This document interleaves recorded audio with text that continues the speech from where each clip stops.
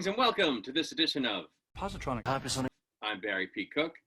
I'm here to talk to you about the latest episode of the Orville. It was called A Tale of Two Topas. And as it begins, we find the crew on some type of archaeological dig, investigating some kind of ancient temple. As this is going on, Ed is apparently writing unsent letters to Anaya. He explains to Kelly that he's writing them, but he doesn't think he can get away with sending them because they'd be intercepted and she probably wouldn't get them, or they'd use them against him or the Union. So he's just writing them so that in the future, maybe one day she can read them and know that he was thinking of her, etc. The crew finds a hidden room, which Isaac opens by triggering a booby trap, which means that he stood there and took all the arrows that come out of the walls, and one of them stuck in his neck instead of bouncing off him. It was kind of funny.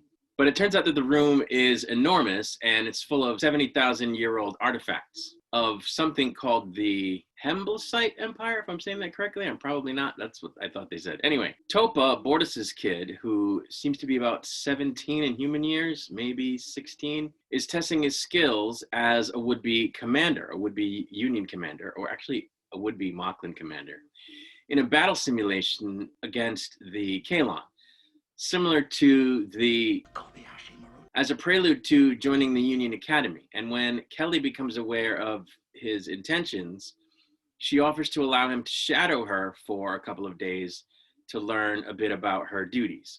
As she's going around the ship doing her normal thing with Topa, she runs into a crew member who, I guess, because he's an alien, belongs to a faith that requires you to go around naked one day every month or something. And they have a conversation about it. And she was like, well, we respect religions and everything and other people's cultures, but we expect the same in return. So maybe we could do a compromise. You think maybe you could put on pants and, leave the rest naked? And so he's like, okay. It's kind of funny. But Topa and Kelly end up having a conversation later in which Topa says he's feeling a bit emotionally lost, like there's something wrong with him. Now, of course, he doesn't know that he used to be a she, so keep that in mind. Kelly then approaches Clyden and Bortus after Ed suggests that it's what seems to be prudent and suggests that they tell Topa of his origin. Clyden, who was also born female, gets upset at this, and he and Bortus argue, resulting in Topa being made to stop training with Kelly and being told to switch to shadowing Ed if it's possible to make that happen. But he says he feels a connection to Kelly.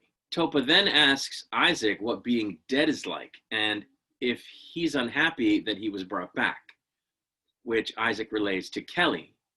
Kelly checks on Topa, and though he says he'll be fine, she suggests that he have some Moclan cake, I forget what it's called, and tells him that there are numerous recipes for different kinds of it in the computer, and that he might find one that he likes if he looks hard enough.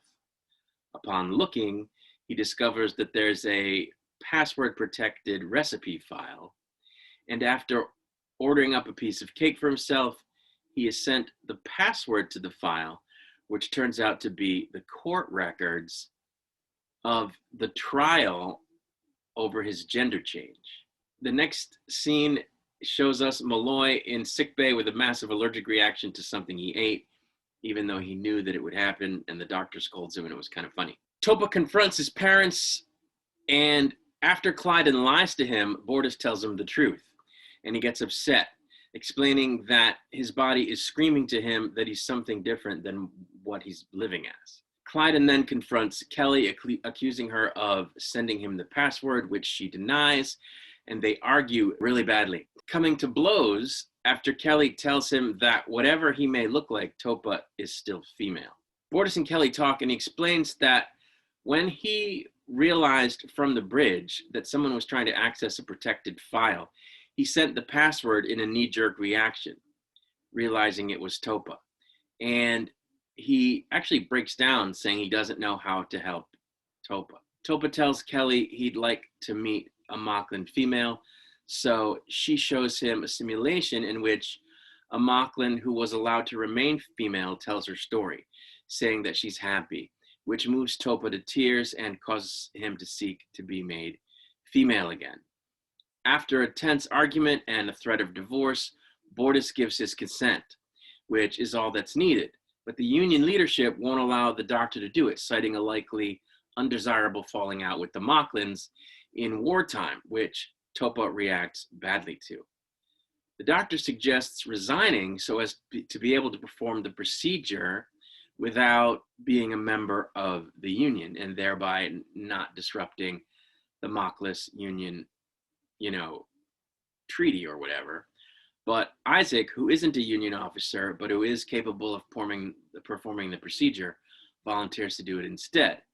To cover everyone's asses, Ed officially orders him not to do it, and when the crew is distracted by a strategically timed concert given by Bortus, who sings "You'll Never Walk Alone" from the 1945 Rodgers and Hammerstein musical Carousel, a song sung by a father to a daughter he's very proud of in the play, which is said to be one of the doctor's favorites, Isaac proceeds to perform the procedure, but is interrupted by Clyden. But Isaac handily sends him packing and then is able to perform the procedure. Clyden leaves Bortus, telling Topa he wishes she were never born, after which Bortus tells her she's perfect. And this, of course, is after the surgery, so Topa now looks more female. There's a change of how they do the makeup for the features that differentiates males from females. It was pretty cool, actually. A Union admiral comes to the Orville and reads Ed and Kelly the riot act, the same admiral that told them they couldn't do it. But it turns out that the Mocklins decided it was too risky to leave the Union with the Kylon threat being what it is. And in fact, or the Kalon threat rather, and in fact are more determined than ever to defeat the Kalons, seeing as it was one of them who did the procedure. Isaac tells the doctor that he performed the procedure to ease tensions toward him on behalf of the crew in order to improve ship efficiency, versus having done it to help Topa, which of course the doctor doesn't believe, and when she invites him to dinner, he accepts. Topa, now happily female, is allowed to give the order for the ship to depart the planet they were orbiting as an instrumental version of Never Walk Alone plays. So I thought this was a good episode in that it deals with an important social issue. And I think it's great that it was a callback story, that it basically is the fruit of seeds that were planted in a previous season where they had the whole issue about Topa having been born female to begin with. It was like chickens coming home to roost. This was the sort of fallout years later from that whole event. And I think it's cool that they showed that, because what episodic TV gets accused of sometimes is doing episodes where there's some kind of thing that occurs and sort of traumatizes everyone, and then you never hear about it again because it's not a serialized show. But this show has been bringing stuff back up, and this is another one of those things, and I think it's good that they do that. They're following up on previous stories. I think the makeup was excellent. As I was saying earlier, the differences between male and female makeup for the Mocklins are obvious, which is really good. It takes talent to be able to do that. You don't really see that, for example, on Star Trek with the Klingons or the Bajorans or the Romulans or the Ferengi.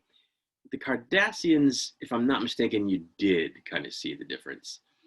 But that may just be because I'm thinking of Cardassians who were part something else.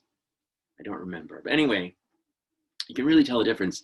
And that's a credit to the makeup artists. And they had a couple of super close-ups of the makeup of the Mocklin makeup in this episode. And I don't know if they digitally enhanced them.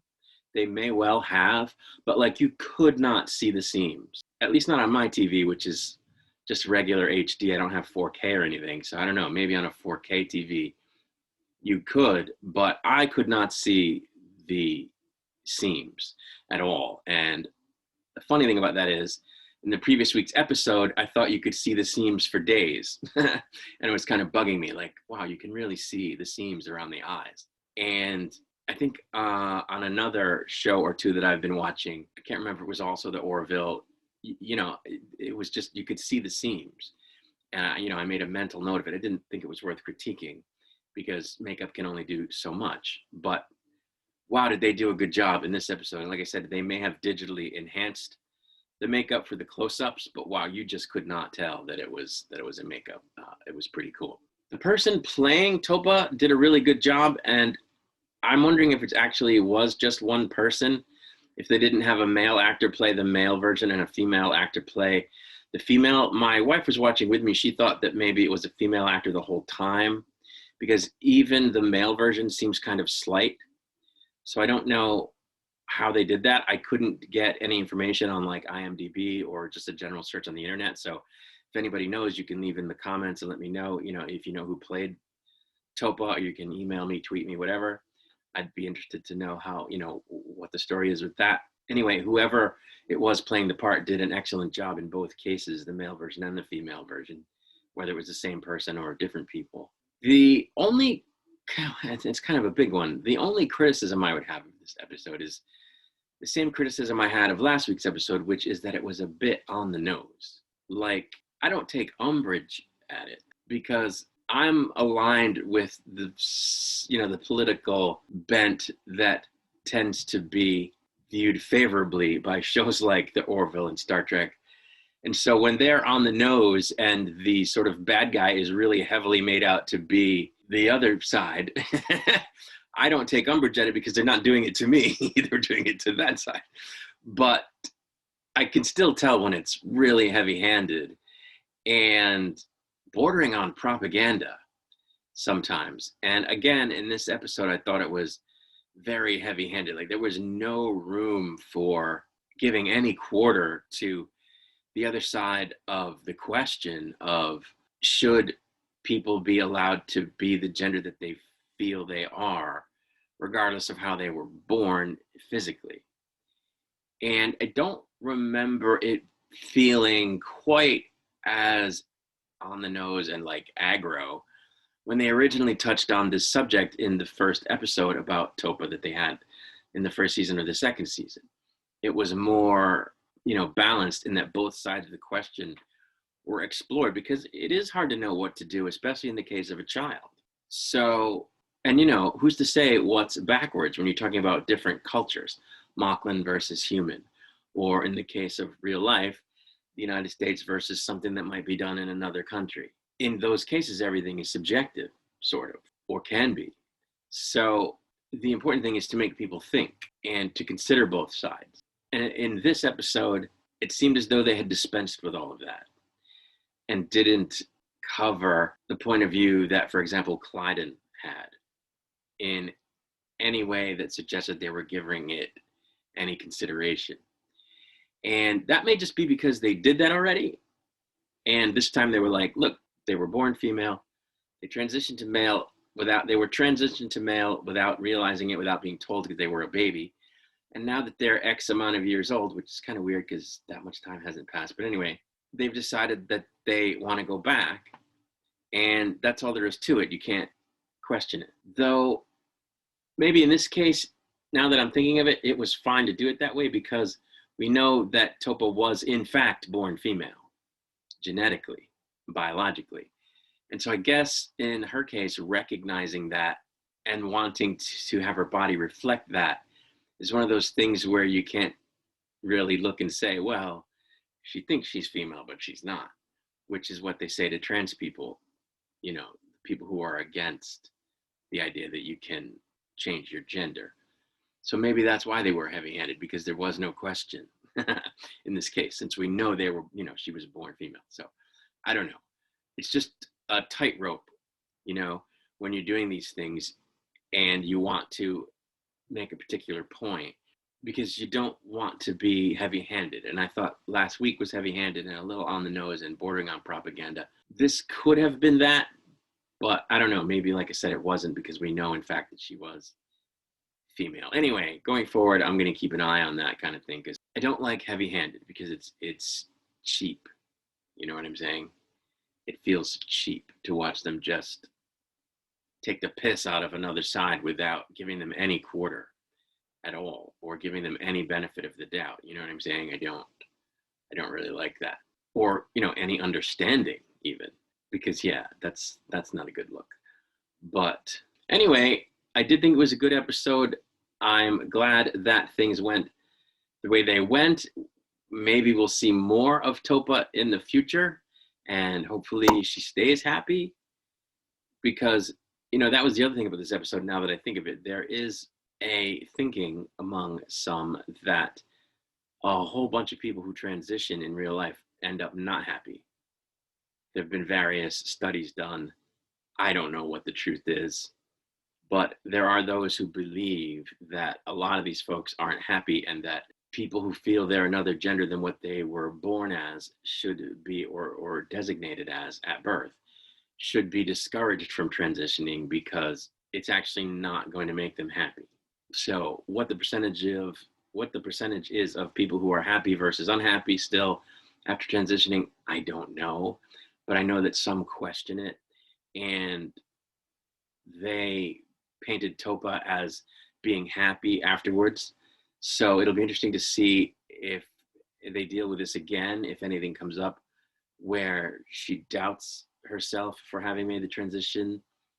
Who knows? They might not, but it'll be interesting to see. Anyway, that's really all I wanted to say about this episode. I will be back with a review of the next one once it's released. Until then, my friends, I wish you peace and long life.